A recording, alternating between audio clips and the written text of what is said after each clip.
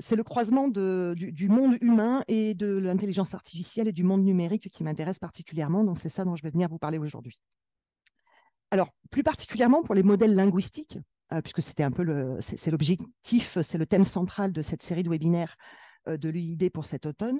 Les modèles linguistiques, alors on pense tous ChatGPT, on a tous entendu parler de ça, c'est un grand bouleversement, une grande perspective, un grand témoin depuis l'automne dernier avec l'arrivée de ChatGPT, mais les modèles linguistiques fondés sur l'IA, ce n'est pas que ChatGPT.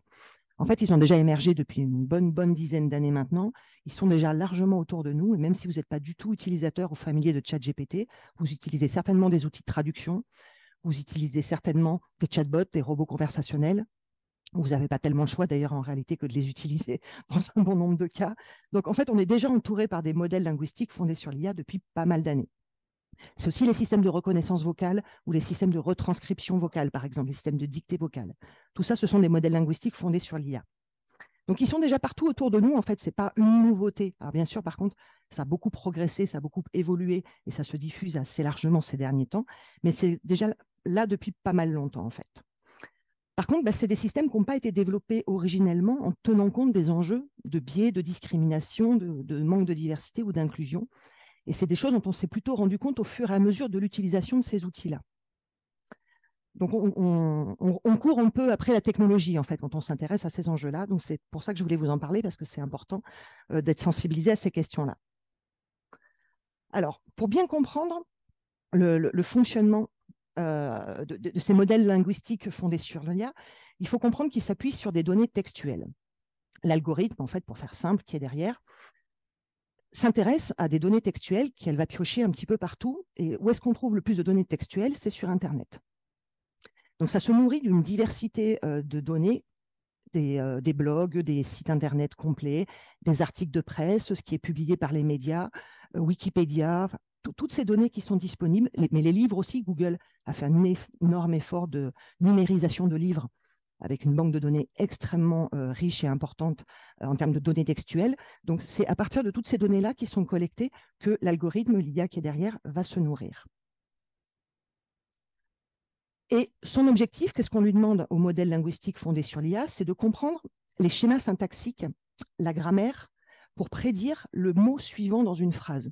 Quelle est la probabilité, compte tenu des mots précédents, que le mot suivant soit plus celui-là qu'un autre?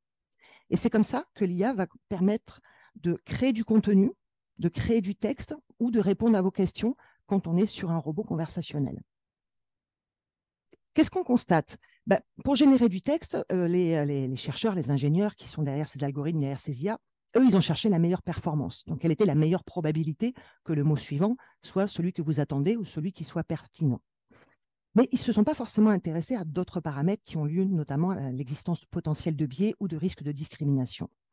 Qu'est-ce qu'on a vu apparaître? Trois grands types de discrimination, en fait, enfin de biais discriminatoires qui sont apparus. Premièrement, des réponses offensantes ou discriminatoires. Alors, par exemple, des propos sexistes, des propos racistes. C'est notamment le cas d'un petit outil, puisque ça concerne aussi ces outils-là. Vous savez, les petites boîtes là qu'on peut avoir chez nous, qui nous sont fournies par Google ou Amazon, Alexia ou autres, pour ne pas les nommer, et qui, lorsqu'on pose des questions, nous répondent. Soit on leur demande de l'information, soit on leur demande la météo, un proverbe, peu importe. Et à ces éléments, ces outils, ces boîtes intelligentes nous répondent et sont basés sur des modèles linguistiques fondés sur l'IA. Alors, je rougirais si je pouvais. Pourquoi? C'est la manière dont l'UNESCO a intitulé son rapport en 2020, son rapport français, francophone, sur la disparité de genre dans le monde du numérique. Et pourquoi je rougirais si je pouvais? Parce que c'était la réponse que donnait l'une de ces boîtes, je ne nommerai pas laquelle, et vous allez m'excuser pour ma vulgarité à venir, lorsqu'on l'a traité de salope. Donc là, on peut assez facilement imaginer comment l'algorithme n'a pas été créé par des femmes pour des femmes.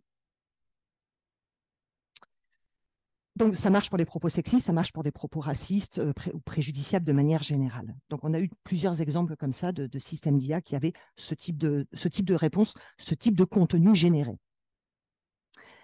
C'est aussi des biais en termes de sélection de contenu qu'on a vu apparaître. Par exemple, des contenus qui peuvent être plus ou moins partisans, plus ou moins biaisés, qui vont préférer certains mouvements, certains courants, peut-être parce qu'ils ont été dominants dans les données textuelles qui leur ont été données en termes d'apprentissage, mais qui du coup vont écarter d'autres types de contenus. Donc ça crée une espèce d'effet d'un effet de resserrement du contenu, où en fait on nous sert, j'allais dire, on nous propose plutôt toujours en fait les mêmes contenus et on écarte des points de vue plus minoritaires. Donc on a un resserrement du mode de pensée dans les contenus qui nous sont fournis, que ce soit en réponse à nos questions ou que ce soit en génération de texte. Donc ça, c'est un autre biais qui est apparu, qu'on a pu constater. Et puis, particulièrement dans les modèles linguistiques, l'exclusion d'un certain nombre de minorités. Bien évidemment que la langue anglaise domine de manière extrêmement large la génération de ces outils, plutôt issus du monde occidental et anglo-saxon en particulier. Et donc, tout un ensemble de langues minoritaires, de langues plus marginales, ne sont pas comprises ou mal comprises par ces outils, par ces modèles linguistiques, et donc ont à la fois du mal à comprendre, à la fois du mal à générer du contenu. Et puis, c'est un deuxième effet secondaire, c'est que les personnes qui ne maîtrisent pas ces langues dominantes, elles-mêmes, en termes d'accessibilité à ces outils, se voient réduire la disponibilité de l'information qui peut être générée par ces outils par manque de compréhension personnelle. Donc, ça tend à exclure un certain nombre de personnes et de sous-groupes culturels et linguistiques dans l'accessibilité à ces outils. Alors, je vais vous donner quelques exemples un petit peu plus concrets pour illustrer mon propos. On a des biais de genre dans les traducteurs, notamment, qui sont apparus. Alors, je vais vous inviter à faire un petit exercice. Je ne sais pas si... Je ne vais peut-être pas le faire en même temps que vous. Je vais juste vous dire quoi faire. Ça évitera la complication de la communication entre le présence et la distance. Je vais vous inviter à ouvrir une page Google Traduction sur votre ordinateur ou sur votre cellulaire et à saisir dans la partie « À traduire ». Alors, vous pouvez l'écrire en français ou en anglais. Donc, elle est médecin, elle est médecin, il est infirmier. Ou en anglais, comme c'est écrit à l'écran, si vous le préférez. Elle est médecin, il est infirmier. Et puis, je vais vous demander de choisir comme langue de traduction le hongrois. Peut-être pas une langue que vous utilisez tous les jours. Vous allez obtenir quelque chose qui correspond un petit peu à ce que vous avez dans mon écran. Ensuite, je vais vous demander de copier la traduction en hongrois, donc la partie droite, et de la recoller dans la partie à traduire, donc la partie gauche. Et choisissez comme langue de traduction soit le français, soit l'anglais. Alors, je vais vous inviter à me dire ce que vous constatez. Qu'est-ce qui s'est passé? C'est devenu « il est médecin » et « elle est infirmière ». Donc, voilà un exemple tout simple, mais relativement flagrant, de biais de genre qui peuvent arriver dans les traducteurs. C'est-à-dire que le système, lui, a plus l'habitude de voir des médecins comme des hommes et des infirmières comme des femmes. Donc, il l'a intégré. Alors, qu'est-ce qui se passe dans cet exemple concret? Le hongrois n'a pas de pronom de genre. La marque du genre se fait dans le mot lui-même, dans la fin du mot, mais n'a pas de pronom. Donc, parce que le système, les données qui sont derrière et la manière dont fonctionne l'algorithme de Google Traduction, ce n'est pas le seul, hein, je ne pointe pas que du doigt celui-là, et ça marche aussi dans d'autres langues d'ailleurs. Mais le système, voilà, a automatisé, a intégré le fait que médecin égale homme. Parce qu'on lui a fourni des données, que ce soit textuelles ou en images, ça marche aussi quand on fait des recherches d'images d'ailleurs, a intégré le fait qu'un médecin, c'est un homme et qu'une infirmière, c'est une femme. Mais ce qui est interpellant par rapport à cet exemple-là, c'est qu'il a été remonté à Google en 2018. Donc, ça fait 5 ans. À chaque fois que je présente cet exemple, le matin avant de venir, je fais le test parce que je me dis, ils vont finir par l'avoir corrigé quand même, au bout d'un moment. Ça fait 5 ans, c'est toujours pas corrigé, donc je pense que ça n'est pas une priorité chez Google. Mais chez d'autres, je précise, je ne cible pas Google forcément en particulier. Mais donc, on vit avec ça. Et ça, c'est des outils qu'on utilise tous les jours, même si on n'est pas des grands fans ou utilisateurs de ChatGPT, qui est un outil très avancé. Ça, c'est des outils qu'on utilise régulièrement et qui sont donc porteurs et marqueurs de biais et qui continuent à perpétuer des stéréotypes dans nos sociétés. Alors ça, c'était pour des biais de genre dans les traducteurs, mais on a aussi détecté d'autres types de biais, notamment des biais politiques dans certains robots conversationnels ou dans certains générateurs de contenu. Ça a été dénoncé aux États-Unis, notamment pendant des périodes électorales où on avait des robots qui nous proposaient des contenus plutôt démocrates versus plutôt républicains, dépendamment aussi des données textuelles qui avaient été utilisées pour entraîner ces éléments-là. Ces biais peuvent du coup aussi être introduits volontairement. Si on veut que les gens reçoivent plutôt des contenus orientés politiquement d'un bord ou d'un autre, il suffit de leur donner des données d'entraînement dans laquelle il y a une majorité d'opinions, de points de vue ou d'orientation en faveur de cette opinion-là. Et donc, on peut facilement et insidieusement, j'ai envie de dire, à l'insu des personnes utilisatrices, les alimenter en termes de contenu prioritairement orienté d'une politique versus une autre. Certains, je vous imaginez bien, ne vont pas se priver de le faire. Les biais d'interaction, ça, c'est lorsque notamment les robots conversationnels apprennent de nous dans les échanges qu'ils ont avec nous. Plus vous posez de questions à un chatbot ou à un robot conversationnel, plus il va affiner sa compréhension de nos questions et plus il va affiner ses réponses. Donc, il apprend de nos interactions. Alors là, on a un bon exemple aussi de biais qui s'est passé. De mémoire, je crois que c'était 2016 ou 2017. C'est Microsoft, vous voyez, je ne parle pas que de Google, qui avait sorti un chatbot qui s'appelait Tai. Et pour entraîner son chatbot à la fluidité, une meilleure fluidité de son langage, il l'avait inscrit sur Twitter. Et Twitter, donc il a eu son compte, il a commencé à poster des contenus, puis il a eu des réponses, il a eu des interactions, etc. En à peu près 18 heures, ils ont fermé le chatbot, il était devenu raciste et misogyne. 18 heures. Ils ont arrêté l'expérience. Ils ont essayé de le débugger, ils ne sont jamais arrêtés. Pourquoi? En fait, pour comprendre la mécanique, parce que le fonctionnement des réseaux sociaux consiste à avoir le plus de partage ou de j'aime possible. Donc, plus les contenus sont prisés, sont favorisés, sont partagés par les utilisateurs, plus le chatbot, le robot conversationnel, comprend que ce contenu est plus important que les autres. Et on sait que sur ces réseaux, les contenus qui sont les plus partagés, les plus likés, ce sont les plus disruptifs, les plus perturbants. Ce n'est pas les propos les plus gentils, en général, qui font le buzz. Donc, il a retenu cette leçon et il a dit, si je veux avoir plus d'échanges, plus de followers, je dois aller sur des contenus qui sont de cette nature-là. Il a été à la performance à la ligne droite, l'algorithme. J'ai plus de gens qui me suivent, j'ai plus de gens qui m'aiment. Alors, on a aussi bien sûr des stéréotypes dans la génération de contenu. Donc, je vous montrais l'exemple sur Google Traduction pour les biais de genre, mais dans la manière d'associer des professions à des genres ou des professions à des minorités, etc., on le retrouve aussi. Et dans des contenus de manière plus large, on retrouve ce genre de stéréotype qui est perpétué. Et puis, on a aussi des biais de langue minoritaire. Donc, je vous disais tout à l'heure qu'on a un phénomène de sous-représentation et d'exclusion dans les langues minoritaires, mais ça va plus loin que ça. Ça va aux accents. Par exemple, lorsque ces premiers petits outils d'assistants personnels à la maison ont été développés, sur le français, ils ont été développés sur du français de France. Le Québécois avait beaucoup plus de difficultés à se faire comprendre et à avoir des réponses adaptées lorsqu'il posait des questions. C'était vrai pour d'autres types de francophonie d'ailleurs.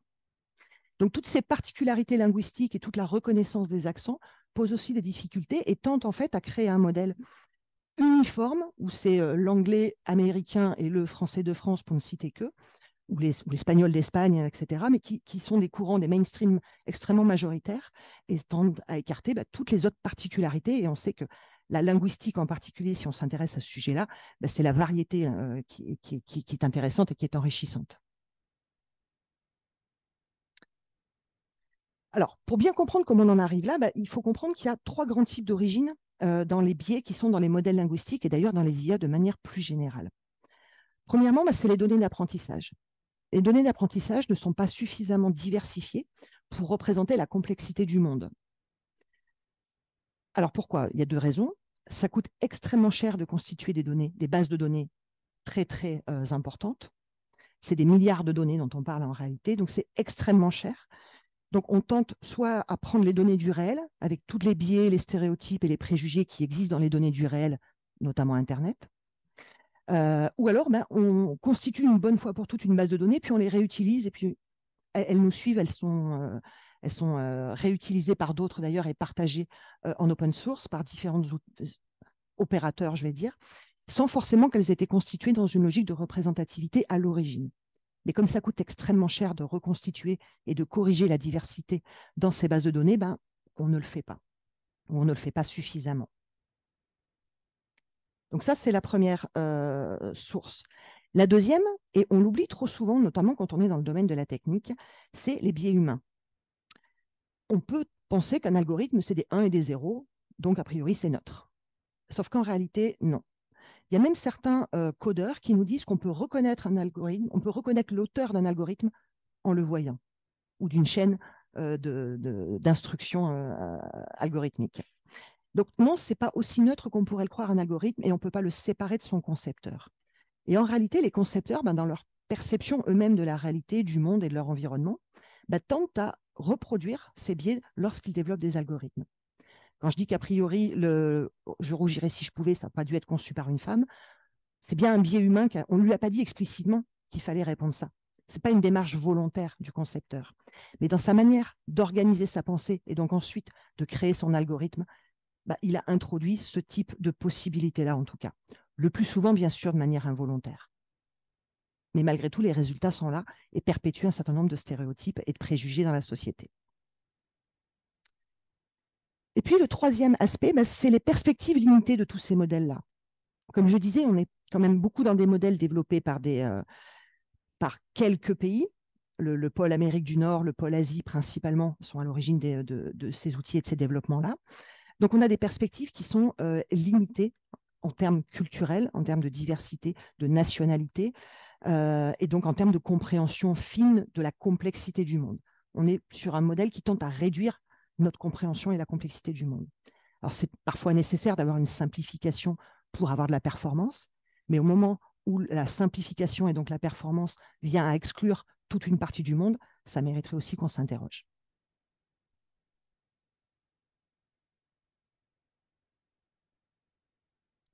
Alors, qu'est-ce qu'on peut faire? Parce que bien sûr, il y a des solutions pour répondre à tous ces enjeux-là, et heureusement. On a plusieurs pistes pour atténuer ces biais dans les modèles de langage. Le premier, c'est déjà d'être conscient qu'ils existent. Si on n'est pas conscient qu'il y a des biais potentiels, on a peu de chances de pouvoir agir et de pouvoir les contrer. Donc, être conscient qu'ils existent dans les bases de données, oui. Cette prise de conscience, elle commence à se faire de plus en plus dans le monde de l'IA et dans les acteurs qui sont impliqués dans la conception, le développement ou l'entraînement des algorithmes. Mais par contre, le fait que les biais soient conscients chez aussi ces fameux concepteurs, ces acteurs qui conçoivent ces outils, cette prise de conscience, elle reste encore réellement à développer. Donc, la partie du biais humain et comment je transmets en tant qu'humain un certain nombre de préjugés dans ma production algorithmique, ça, c'est encore quelque chose sur lequel il faut fortement appuyer en termes de sensibilité. Surtout que lorsqu'on regarde, moi, je me suis un petit peu amusée l'année dernière, ou il y a 2 ans, à regarder un peu toutes les formations au Québec à l'IA et à regarder les programmes associés, en tout cas dans ce qui était disponible dans les plans de cours sur Internet. Puis j'ai été regarder c'est quoi la part de l'éthique dans toute la technologie qui existe dans ces formations-là. Et dans la part de l'éthique, c'est quoi la part EDI, sensibilisation à ces biais et à ces risques de discrimination? Heureusement que j'étais assise quand j'ai vu le résultat.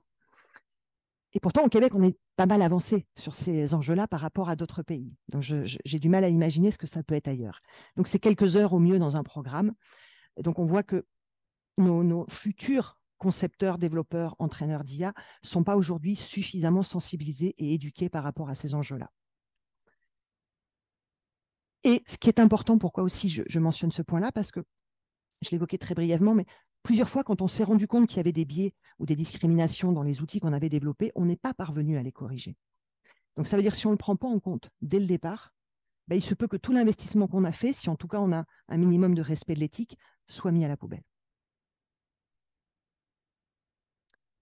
Le deuxième axe, c'est de valoriser la diversité. Ça veut dire d'intégrer la diversité des personnes issues de la diversité, des perspectives différentes, donc des femmes, des minorités, des personnes ayant un handicap, etc., des personnes autochtones, etc., dès la conception, en fait, dès la réflexion de ces modèles d'IA, pour qu'on puisse avoir toutes les perspectives qui soient partagées autour de la table et tendre ainsi à diminuer le risque qu'il y ait des biais dans les outils qu'on développe et qu'il y ait des biais discriminatoires.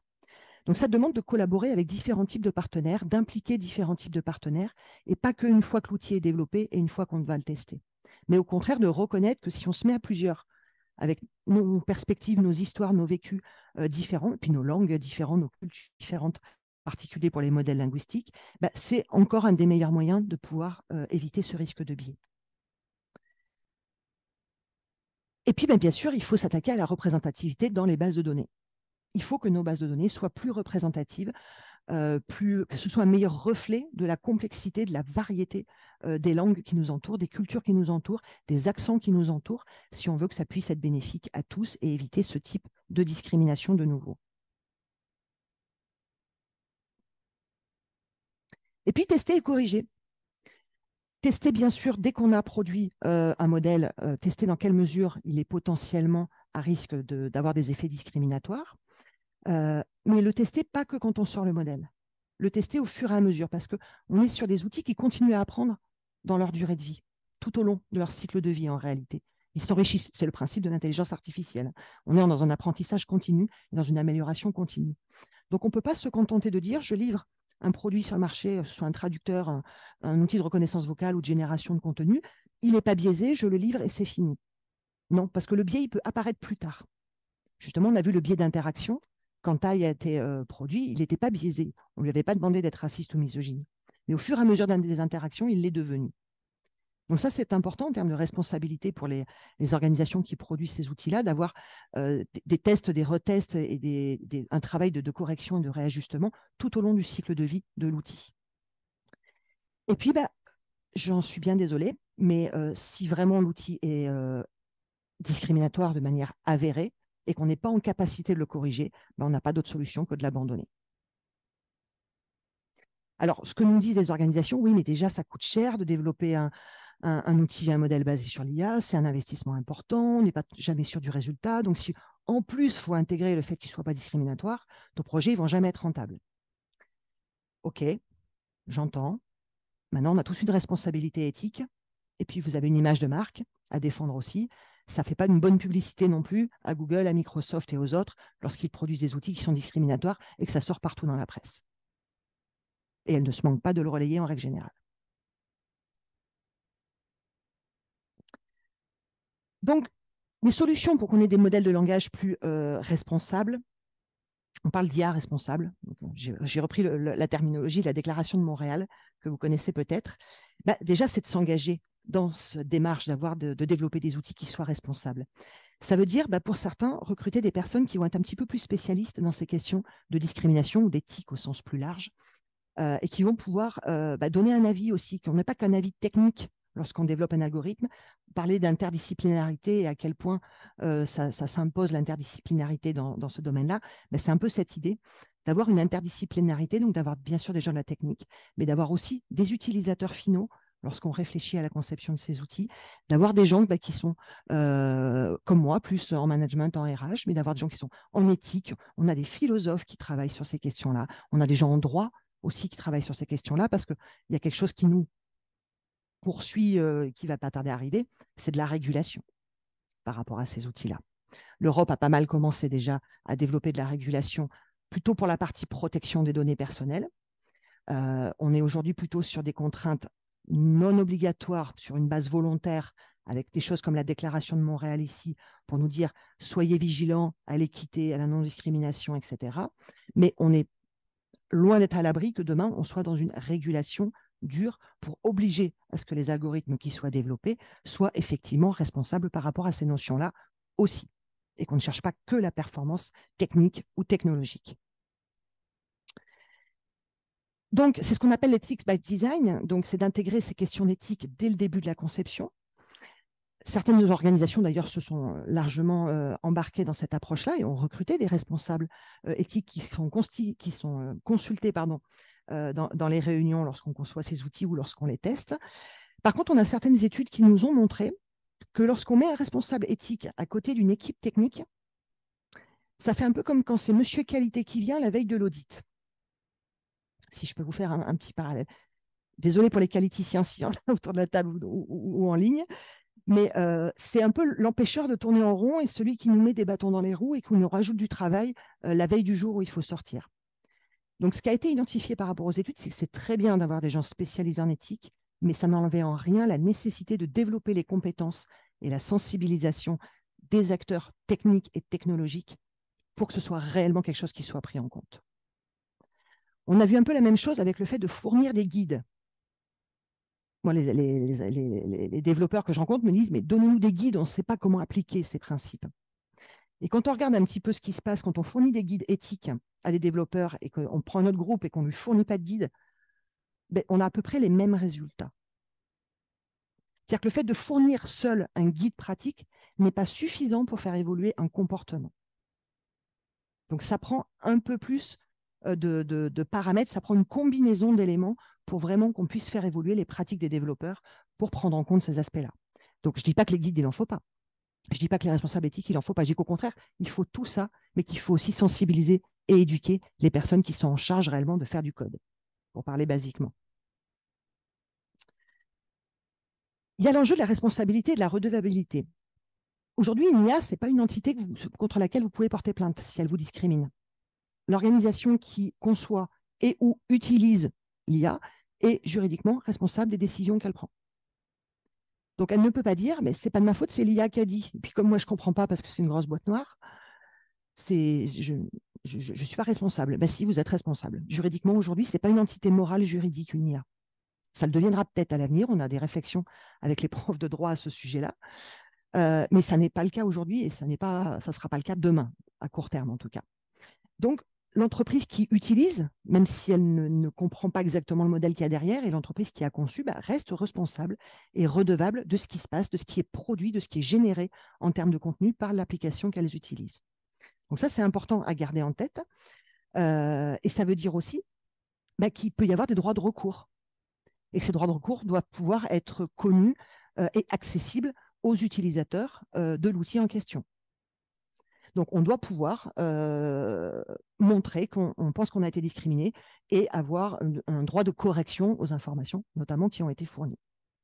On a le droit de dire « je n'accepte pas d'entendre, je rougirais si je pouvais, vous me retirez cette phrase par rapport à la question ou à l'insulte qui avait été faite ». Et là revient la question de « est-on capable de te corriger ?» Et malheureusement, la réponse, elle est partielle. Et puis, pour que tout ça puisse se faire, ça prend aussi de la transparence. Donc, se cacher derrière la boîte noire, ça a ses limites aussi. Il faut qu'on soit capable, en tout cas, c'est ce qu'on tente à prôner de plus en plus, il faut qu'on soit capable de comprendre réellement comment le modèle et pourquoi le modèle a généré tel texte, ou telle image d'ailleurs, versus tel autre, ou a répondu tel élément à cette question versus tel autre. Et de plus en plus d'organisations plaident pour qu'on puisse avoir des audits indépendants, des algorithmes, voire pour certains des certifications, comme une certification ISO ou autre, qui pourrait être donnée par un organisme en disant « oui, j'ai audité, j'ai contrôlé les éléments qu'il y a derrière cet algorithme-là, ce générateur de texte ou d'image-là, et je certifie qu'il n'est pas discriminatoire. » On commence à avoir des outils de détection de biais par une IA dans une autre IA. Mais aujourd'hui, on n'en est pas encore à cette idée de certification. On n'a pas encore les éléments. Je ne dis pas qu'il n'y a pas des gens qui sont en train d'y réfléchir et de les construire, mais ils ne sont pas encore aujourd'hui disponibles. Mais on tend vraiment de plus en plus dans la communauté à se dire on ne pourra pas aller plus loin si on n'a pas de transparence, parce que si on n'est pas capable de contrôler ce qui se passe, on n'est pas capable de contrôler et de corriger les résultats, et on ne peut pas développer des IA comme ça qui vont continuer à perpétuer des préjugés, des stéréotypes et à exclure la moitié du monde. Maintenant que vous imaginez bien sûr qu'il y a des enjeux extrêmement puissants derrière tout ça et que la communauté n'est pas complètement alignée par rapport à ça. Je ne veux pas que vous croyiez que l'IA, c'est quelque chose de négatif et que les modèles linguistiques fondés sur l'IA, c'est quelque chose dont il faut forcément se méfier. Bien au contraire, ça peut aussi être une solution. Ça peut être une solution à deux niveaux. Premièrement, parce que ce que je disais précédemment, il existe des systèmes d'IA qui sont développés uniquement pour contrôler d'autres systèmes d'IA. Donc, ils peuvent nous aider à détecter des biais de langage dans d'autres systèmes, dans d'autres générateurs de contenu notamment. Et c'est leur seule finalité, en réalité. Donc, ça fait partie de la solution.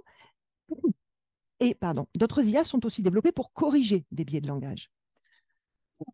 Excusez-moi. Je pense à un outil qui est développé au sein du Mila en ce moment dans le cadre d'un projet qui n'est pas encore disponible, mais qui est un outil un petit peu comme un correcteur orthographique ou de grammaire, puisque c'est ça aussi les modèles linguistiques avec l'IA, sur lequel vous lui proposez un texte et il va vous corriger le texte de manière à ce qu'il ne soit plus genré. Donc avec une écriture inclusive. Donc voilà, on peut aussi avoir des IA qui sont développées vraiment pour être des solutions pour limiter ce type de biais-là dans les langages courants. J'ai à peu près respecté mon timing. Mais je vous remercie pour votre écoute. Puis je voulais juste vous signaler que je me suis amusée quand même en faisant cette préparation de documents. Donc, je l'ai créé avec ChatGPT et Gamma pour la partie diapositive.